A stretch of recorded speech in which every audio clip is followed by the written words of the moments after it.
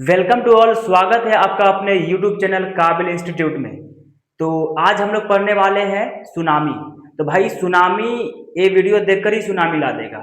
चलिए हम लोग स्टार्ट करते हैं सुनामी को। लेकिन हाँ, उससे पहले एक शर्त है, क्या वीडियो को पूरा अंत तक देखिएगा तभी आपको पूरा समझ में आएगा भाई। तो आज सुनामी पढ़कर आप मतलब एग्जाम में सुनामी लाने वाले हैं।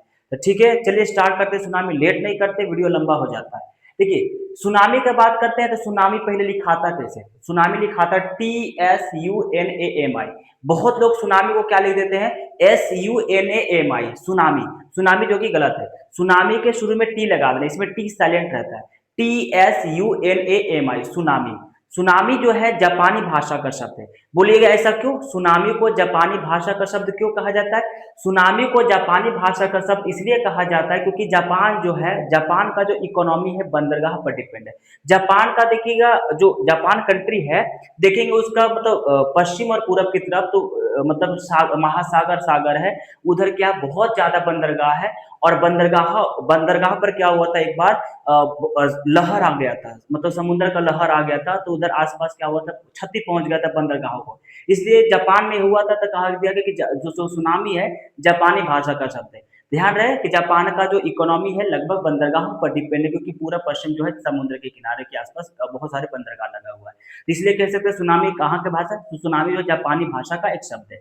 सुनामी का बात करते हैं, सुनामी लिखा था TSUNAMI। तो सुनामी, इसमें देखिए TSU, TSU का अर्थ होता है बंदरगाह। बंदरगाह उस जगह को कहते हैं जहां पर क्या हो, जहाज शिप वगैरह मतलब समुद्र के किनारे लगता है, उसको कहते हैं बंदरगाह, हार्बर कहते हैं।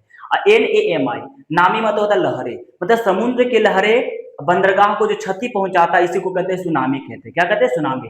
बंदरगाह पर, बंदरगाह माने जो समुद्र के जो लहरें हैं बंदरगाह को क्या करे, क्षति पहुंचाता हो, नुकसान पहुंचाता हो, ये क्या है? सुनामी है। ये क्या होते हैं? सुनामी।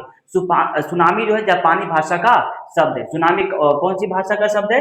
जापानी भाषा का शब्द है। अच्छा, सुनामी का आने का कारण बताते हैं। तो सुनामी आने का दो कारण है, पहला प्राकृतिक कारण और दूसरा मानवीय कारण। तो प्राकृतिक कारण कौन कौन से जिसकी वजह से सुनामी आता है? तो सुनामी का जो मुख्य कारण बता दें आपको। देखिए सुनामी का जो मुख्य कारण, प्राकृतिक कारण बता दें तो भूकंप है। समुद्र में, महासागर में जब अंदर नीचे में क्या होता है, भूकंप आता है, बता रहे तो भूकंप आता है, इस वजह से क्या होता है, सुनामी आते हैं। ठीक है, भूकंप हो गया, ज्वालामुखी, हिमखंड, ये सब प्राकृतिक कारण है जिसके वजह से सुनामी आता है। तो सुनामी आने का ये प्राकृतिक कारण, क्या इसको मानव करता? थोड़ी, मानव नहीं करता भाई, ये अपने आप मतलब प्राकृतिक का देन है। इस वजह से सुनामी आता है। सुनामी का मुख्य कारण भूकंप हो गया, समुद्र में भूकंप आए, ज्वालामुखी मतलब महासागर सागर में फट जाए तो क्या होता है, लहरें उसका मतलब नहीं देखते कि लहर उठ जाता है समुद्र में, और लहरें उठ जाता, और जो किनारे किनारे मैंने तटीय वाला जो जगह होता है, जो द्वीप हो या गांव हो या शहर हो, क्या हो जाता है, नुकसान पहुंचा देता है। मतलब डुबा देता है, पूरा फसल खराब कर देता है, चाहे पूरा बोले तो पेड़ पौधा नुकसान हो जाता है, पूरा जमीन की आकृति बदल देता है। सुनामी आता है तो सुनामी आने के बाद बड़का बड़का शहर बोले डूब जाता है। जिससे आपको बता दें कि 2004 की सुनामी जो इंडोनेशिया में आया था, सुमात्रा द्वीप पर, अभी हम आगे बताएंगे। ठीक है, पहले बात करते हैं प्राकृतिक वजह क्या, भूकंप, ज्वालामुखी, हिमखंड। हिमखंड हो गया कि जैसे कि अभी ग्लोबल वार्मिंग क्या हो रहा है हमारे बोले विश्व में क्या होता है, ग्लोबल वार्मिंग बढ़ रहा है। तो ग्लोबल वार्मिंग बढ़ने से क्या होगा कि समुद्र में, समुद्र का जो लेवल होगा ऊंचा होगा, और जब लेवल ऊंचा होगा तो जो तटीय इलाका होगा, समुद्र के तटीय वाला इलाका जो होगा, जो उधर डूब जाएगा।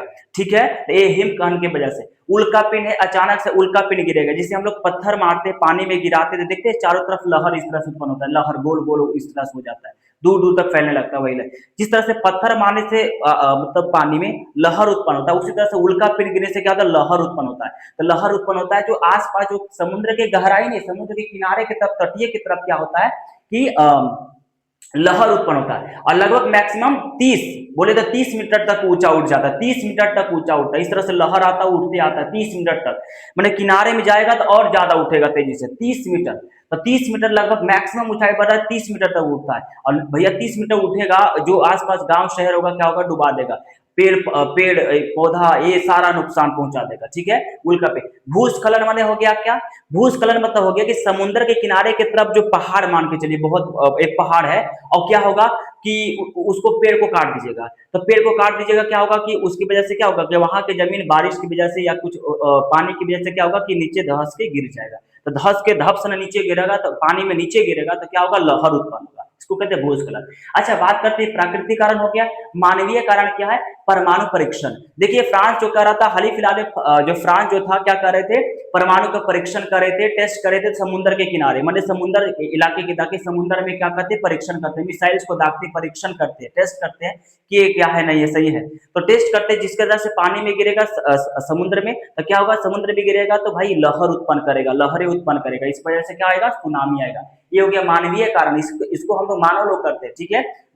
ये हो गया मानवीय कारण। तो प्राकृतिक कारण, अमानवीय कारण हो गया। अब अगला आगे बात करते हैं हानि। सुनामी से क्या होता है, हानि। भाई सुनामी आएगा तो इससे हानि क्या है, तो भू आकृतिक परिवर्तन हो सकता है, कि जिस इलाका में आएगा भाई उसका पूरा आकृति बदल देगा, मतलब पूरा या तो तबाह तबाह कर देगा, उसका आकृति बदल जाएगा, भू आकृतिक परिवर्तन हो जाएगा, जन धन हानि हो जाएगा, जन का जो धन है उसका पूरा हानि हो जाएगा, पूरा नुकसान हो जाएगा, क्षति हो जाएगा।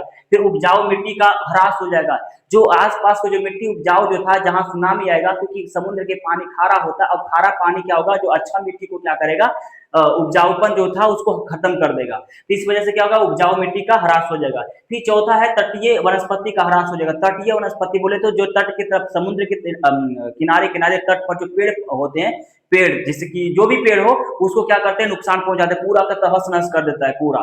फिर हो गया नदी के डेल्टा के में परिवर्तन, नदी जहां नदी अपने मुहाना पानी गिराती है उसको भी क्या करते हैं, परिवर्तन कर देता है। ये सुनामी की हानि, ये सब सुनामी आने से क्या होता है, ये सब हानि है।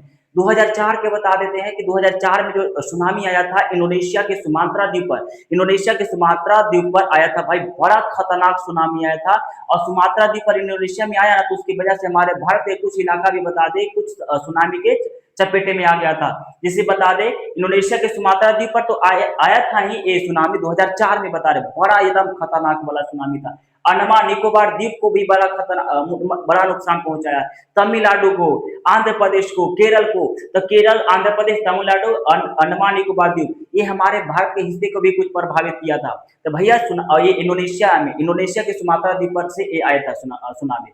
तो सुनामी बहुत ही एक क्या है, आपदा प्रबंधन का बड़ा खतरनाक है। सुनामी से बचने का उपाय है कि सुनामी से बचने का एक ही उपाय है कि भाई भूकंप, ये सब जो होता है कि प्लेट जो अंदर टकराता, प्लेट टकराता, भूकंप उत्पन्न होता था, भूकंप उत्पन्न होगा भाई समुद्र में, तो भाई सुनामी आएगा।